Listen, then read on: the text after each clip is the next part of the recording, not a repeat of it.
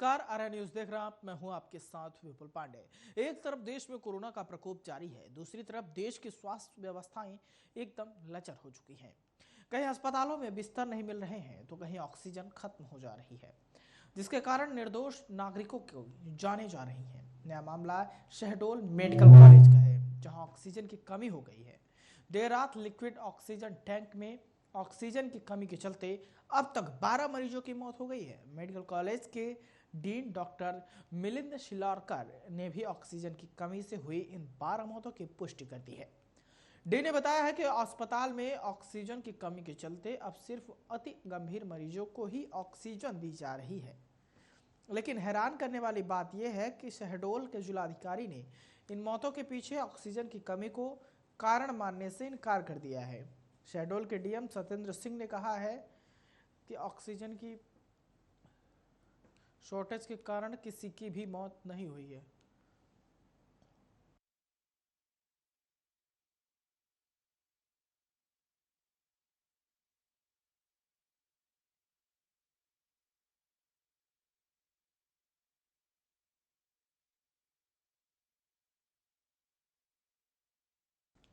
तो सुबह 8 बजे तक केवल 6 मौतें दर्ज हुई हैं। वे सब अन्य बीमारियों के कारण क्रिटिकल स्थिति में थे।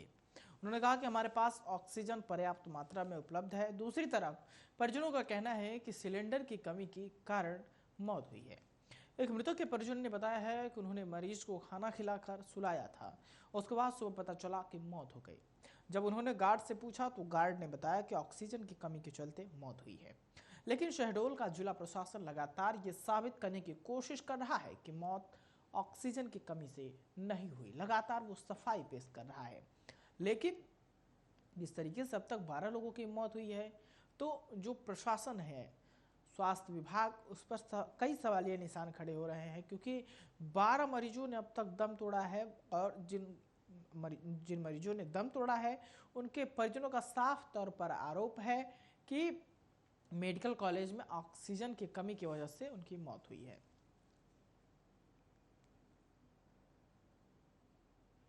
बढ़ते हैं अगली खबर की ओर।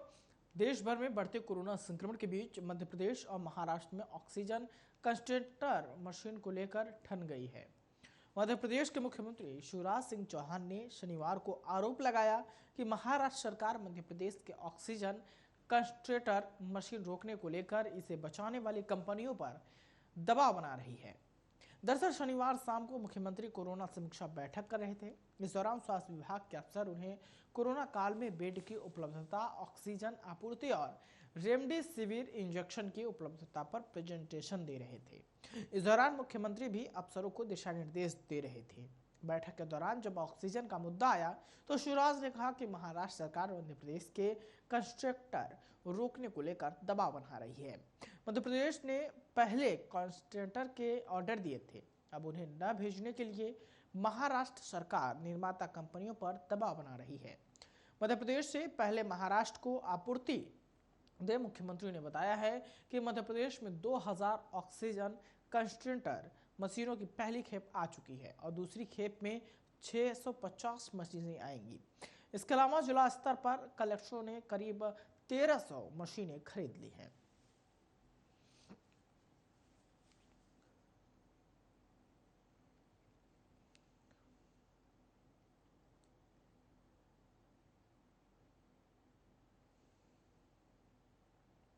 मध्य प्रदेश के 44 जिलों में कोरोना की लहर बहुत घातक हो चुकी है। इन जिलों से आने वाली तस्वीर काफी डरावनी है। यहाँ हर दिन 13.4% की रफ्तार से संक्रमण मिल रहे हैं और ये जो मामले बन रहे रिकॉर्ड बना रहे हैं। लेकिन यह खबर आपको सुकून दे सकती है कि इंदौर में बढ़ते कोरोना संक्रमण के उपचार के लिए राधा स्वामी सत्संग परिसर में लगभग 2000 बेड की व्यवस्था की गई है। जल्द ही इंदौर को कोरोना से लड़ने में सहायता मिलेगी। अब कह सकते हैं कि कोरोना हारेगा और इंदौर जीतेगा। इंदौर के कलेक्टर मनीष सिंह ने बताया है कि अस्पतालों में बेड की कमी को देखते हुए लॉकडाउन को 7 दिन के लिए बढ़ाया जा रहा है। यह ठीक वैसा ही होगा जैसा पिछला हफ्ता बीता है। अतिरिक्त सख्ती नहीं की जाएगी। कलेक्टर ने बताया है कि जामनगर रिफाइनरी से इंदौर के लिए ऑक्सीजन की विशेष खेप रवाना हो चुकी है। सूबे में कोरोना से सबसे ज्यादा प्रभावित जिला इंदौर है। यहाँ की स्थिति इतनी खराब है कि अस्पतालों में बेड और ऑक्सीजन की भारी किल्लत है।